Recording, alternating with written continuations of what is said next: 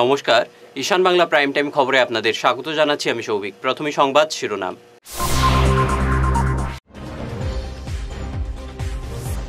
কালাইনে হাসপাতালে অঘটন, পুলিশের সামনে আহত হয়ে ভর্তি দুই পক্ষের সংঘর্ষে নিহত দুই।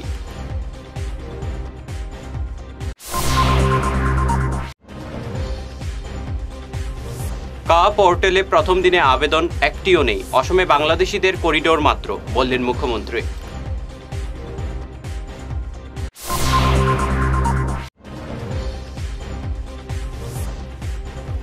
রাজ্য সরকারি কর্মচারীদের ডিএ বাড়ল 4%।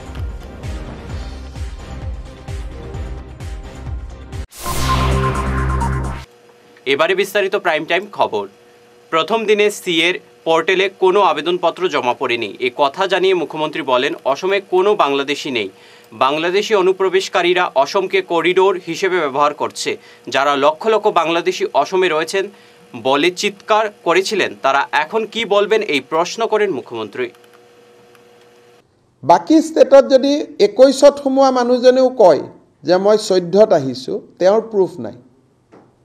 অসমত প্ৰুফ হৈ গ'ল যে মই 2014ৰ আগত আহিছোঁ কাৰণে মই NRCত এপ্লাই কৰিছিলোঁ, নহ'লেতো মই নাই। সেইকাৰণে অসমত CAত এপ্লাই কৰা মানুহ আটাইতকৈ কম হ'ব। এতিয়া পৰ্টেল খোলা আছে, এভৰি ডে আপোনালোকে চাব পাৰিব অসমৰ পৰা পৰ্টেলত কিমান মানুহে আবেদন কৰিছে। So this law will be complete insignificant in Assam. Law is very clear that you have to give evidence prior to 2014. অসমত যদি তুমি NRCতে এপ্লাই কৰা নাই, তেতিয়াহ'লে 2014ৰ আগত তাৰমানে তুমি নাই আহা। 4 দিন গ'লে কেইটা অসমৰ পৰা আবেদন হ'ল? 13ত এনাউন্সমেণ্ট হ'ল, 12ত না? আজিতো 4-5 দিন হ'লে there was not a single application from Assam. পোৰ্টেলটো খোলা আছে।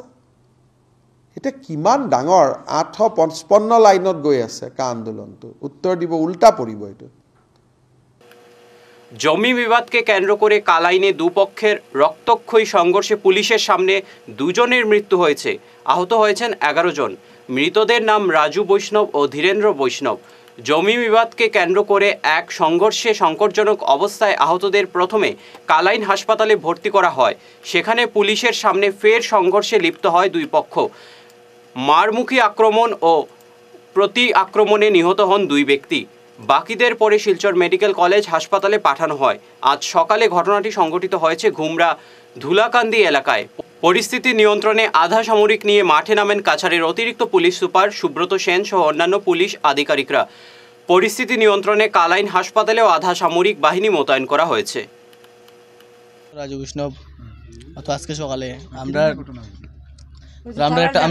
আমরা একটা বিলটা লইয়া কেস চলে, তারা কয় তারা জবরদস্তি দখলের জায়গা। ও তো হরিসুন্দর পাইটি, তারা আমরা গুমরার রোড তারা তে ওরকম করার পরে আমরা থানাত গেলাম। মায়ের আমরা করছি না, ফার্স্টে থানাত গেলাম, পরে কয় বানতে দিত না, বিল বানতে দিত না। থানার রায় দিল 2 বার কোর্ট থেকে। তারা কয় তারা নিজস্ব কোর্ট আছে, ওরকম করিয়া পরে তো আর কিতা করবো। আমরা তো কোর্টে রায় পাইছি, পুলিশ লইয়া গেছি, বিচারে হয়েছে সপ্তাহে, এরপরে বানছি বিল আজকে পানি ছাড়তাম, আমরা তো জানি না তারা মাইর করবো। গেছি পানি ছাড়া প্রসাদ লইয়া আমরা সব গেছি। বিলের ফাটে ফাত্তর তো এমনি ফটো আসলো, আমরা আর কিছু নিছি না, আমরা জানি না তারা মাইর করবো, বা আমরা তো অত মাইর করে অভ্যাস নাই। তারপরে আমরা তো আসলাম, আস্তা পিছি দিয়ে তীর তোর মারা শুরু করছে। তো দেখি সেটা ফাত্তর তো তোয়া আছিল, ফাত্তর তো হরিসুন্দরে পাইটি তারাই তখন ফাত্তর তো আছিল, ফাত্তর দিলে কিতাম আবার জান বাঁচাইবে, এখন জান তো বাঁচানি যায় না, কিছু করার নাই, করে দিয়ে আমরা কোবাইয়া মারছে। দাদি 2 জন, একজন আর একজন তো আনছি। ধনঞ্জয় বৈষ্ণব বাবা। ঘটনা তো আজকে সকালে 8টা-9টায় ওরকম।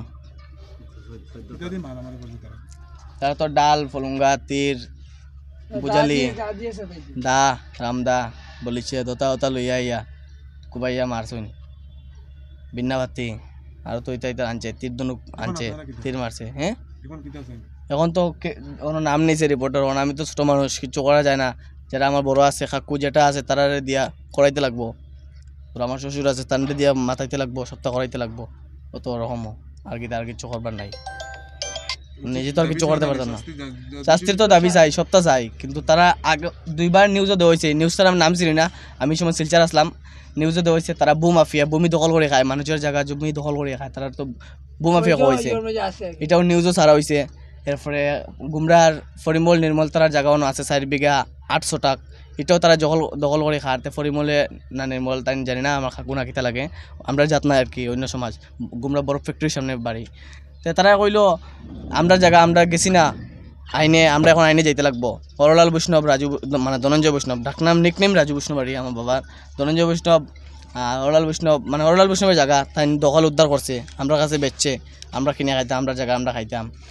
তারা তো কইছে নিউজে মাফিয়া, আমার বাবা কইছে বাবার, তারা কইছে মাফিয়ার বড়টা তারা, আমরা কইলাম যে আমরা বড়টা তো আর পাইছি না, মাফিয়ার বড়টা কোনটা, ওরকম মতালইয়া ঝগড়া, তারা চ্যালেঞ্জ দেয়, এই করে সেই করে, মায়ের করিয়া, এরপরে তখন ওই লোকে তারা জোর যার তারও সপ্তাহ ওরকম কয়, তা আমরা ভাবছি না এরকম মায়ের রইব, কারণ আগে একবার বান দিতাম আসলাম, তারা হাতি রেডি করে রাখছে, আমরা কইছি যাইমু বানমু আইন দিয়ে আমরা যেটা করে দেখতাম, গেছে না এই সময় বোধহয় ভয় পাইছি না কিতা আইন ধরাইছে, গেছে না, তা আমরা ভাবছি না এরকম মায়ের রইব, নাহলে তো আমরা স্টেপে থানা লইয়া আবার গেলাম না। মানে রাজ্যের সরকারি কর্মচারীদের ডিএ বৃদ্ধির পাশাপাশি আজ বিভিন্ন গুরুত্বপূর্ণ ঘোষণা করলেন মুখ্যমন্ত্রী হিমন্ত বিশ্ব শর্মা। সাংবাদিক সম্মেলনে মুখ্যমন্ত্রী জানান, অসম সরকারের কর্মচারীদের 4% ডিএ বৃদ্ধি করা হয়েছে। চলতি বছরের 1 জানুয়ারি থেকে এই ঘোষণা কার্যকর হবে। মুখ্যমন্ত্রী জানান, এখন থেকে এলপি, এমই ও হাই স্কুলের 4র্থ শ্রেণীর কর্মচারীদের নিয়োগ নিজেদের জিপি এলাকায় হবে।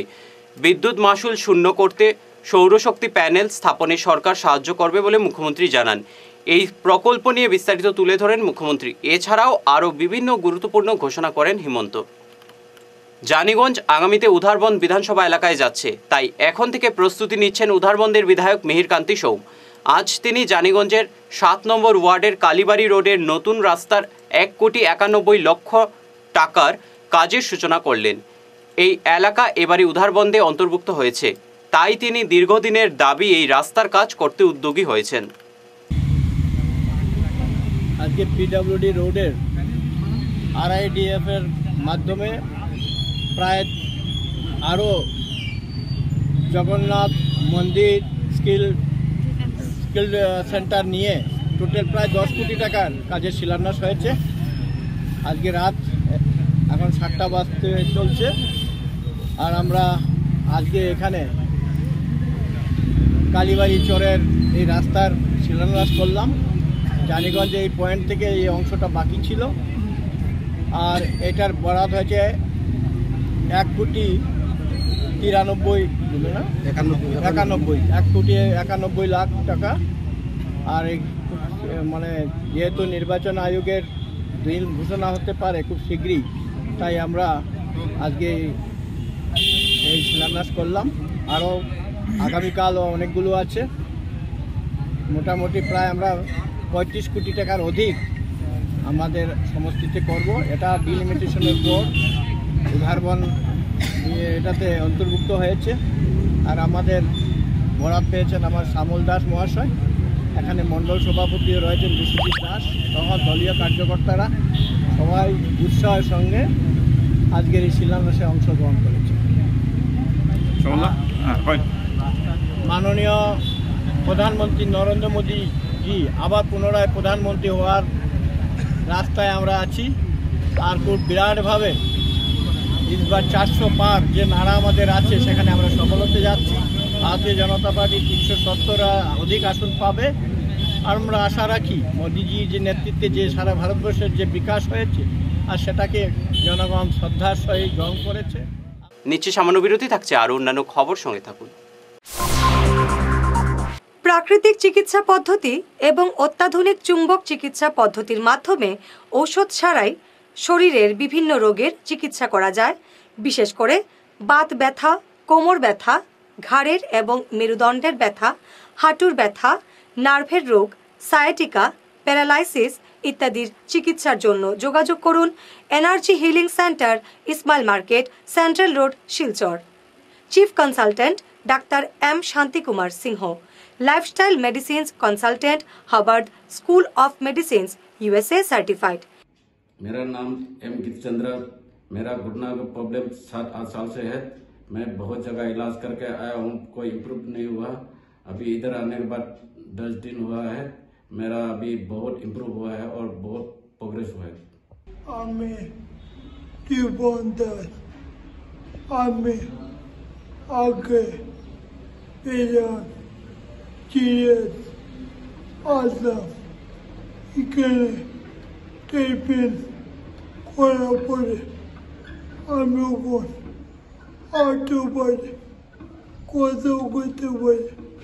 Energy healing centre Rangpur part 2, Lakshmipur road, Silchar 9।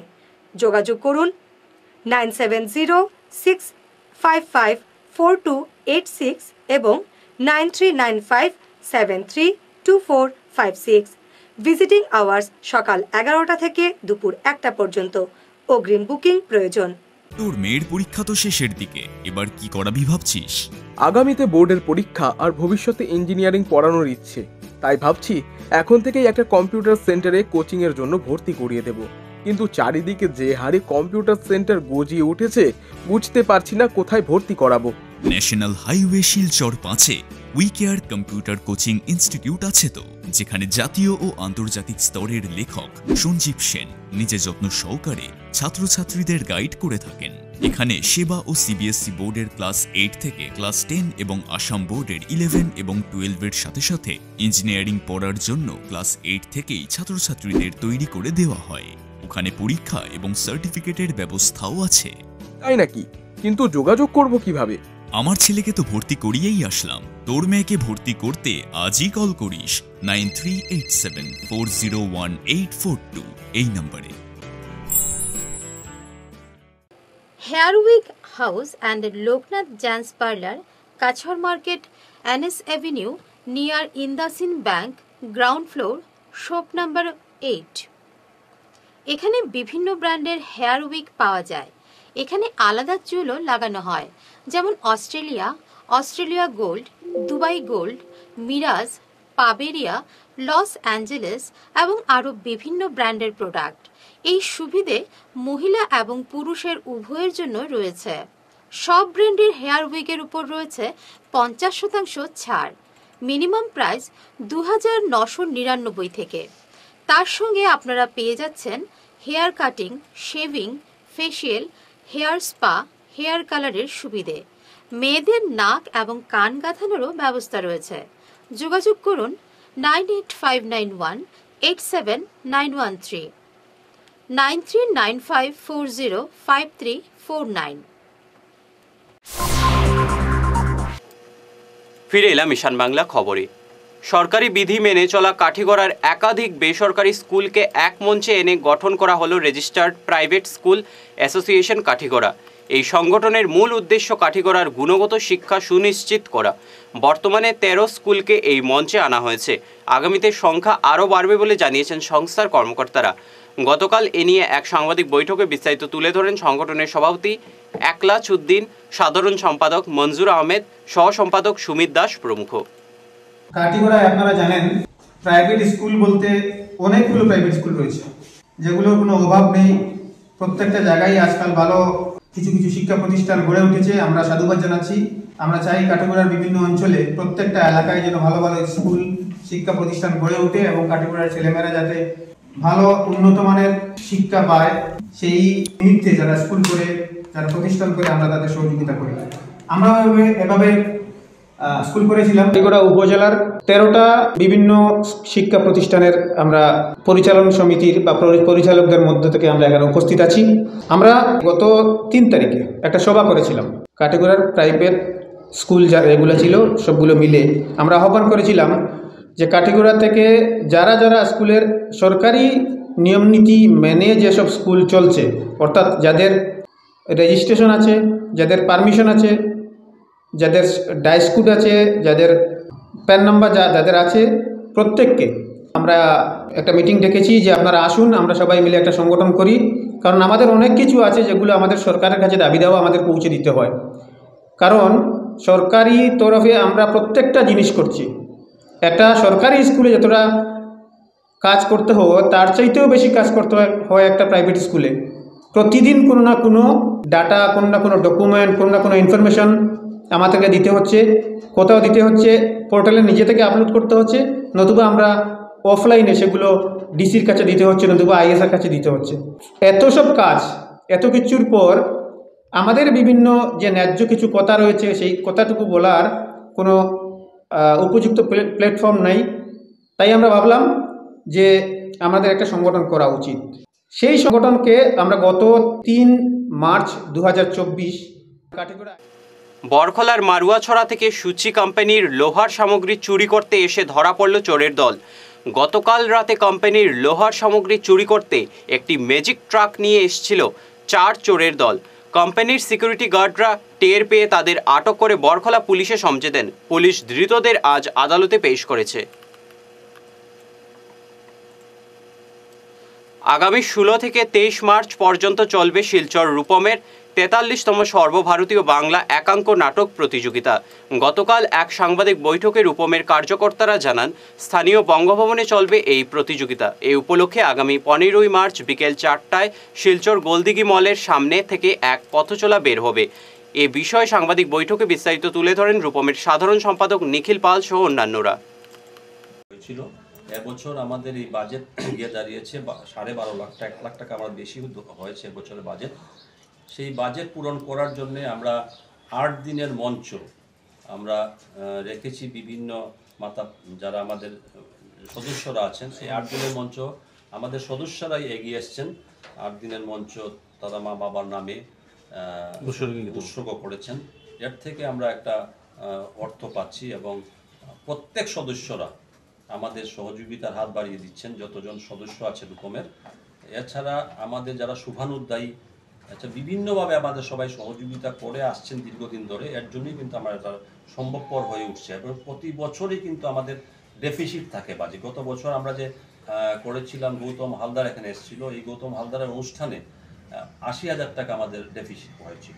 আমরা প্রতি বছর একটা ইচ্ছে থাকে যে শেষের দিনে একটা 1 দিন বা 2 দিনের প্রদর্শনী নাটক করা। এর আগে আমরা করেছি, কিন্তু এটার উদ্দেশ্য একটাই যে ভালো ভালো নাটক যাতে শিলচর শহরের দর্শকরা দেখতে পারে, ভালো ভালো নাট্যদলকে আমরা নিয়ে আসি এখানে। এটা কিন্তু আমাদের কোনো উদ্দেশ্য থাকে না এই অনুষ্ঠান থেকে আমাদের কিছুটা প্রফিট হবে, এই উদ্দেশ্য নিয়ে আমরা এই অনুষ্ঠানটা করি না। আমাদের ইচ্ছা থাকে যে ভালো নাটক, বাকিগুলো নাটকগুলি তো একাঙ্ক নাটক মঞ্চস্থ হয় প্রতিদিন, পূর্ণাঙ্গ নাটক যাতে ভালো নাটক দেখতে পারে শিলচরের দর্শকরা, এই উদ্দেশ্য নিয়ে প্রতি বছর প্রদর্শনীর আয়োজন আমরা করে আসছি। এছাড়া আগামী 27 এপ্রিল প্রতীক্ষা ফ্যাশন স্টুডিও পোর্টফোলিও এজেন্সির উদ্যোগে আয়োজন করা হয়েছে mister and miss calendar season 6। স্থানীয় বঙ্গভবনে শ্রীশের উপস্থাপনায় এই অনুষ্ঠানের সহযোগিতায় রয়েছে ঋদ্ধি অ্যাসোসিয়েট ও পূর্ণিমা ফ্যাশন স্টুডিও। এই অঞ্চলের ফ্যাশন সচেতন ছেলে মেয়েদের পাশাপাশি 3 বছর থেকে শিশুরা অংশ নিতে পারবে। আগামী 24 মার্চ ফাইনাল অডিশন। ইচ্ছুকরা 9957258916 নম্বরে যোগাযোগ করতে পারবেন। সংবাদ শেষ করার আগে শিরোনাম আরও একবার।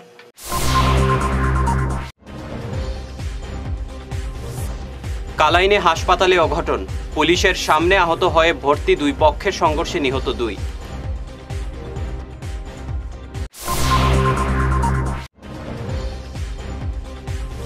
কা পোর্টালে প্রথম দিনে আবেদন একটিও নেই, অসমে বাংলাদেশিদের করিডোর মাত্র, বললেন মুখ্যমন্ত্রী।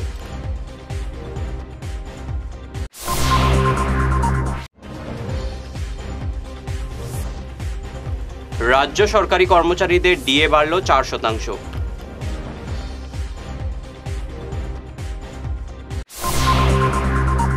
আজকের মতো ঈশান বাংলা প্রাইম টাইম খবর এই পর্যন্তই। নমস্কার।